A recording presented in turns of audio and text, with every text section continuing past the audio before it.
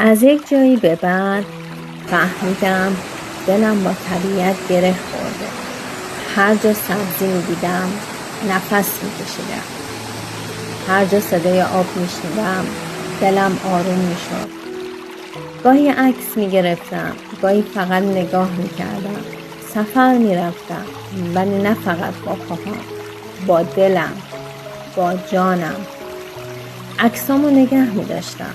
شاید روزی دلم بخواد نشونشون بدم.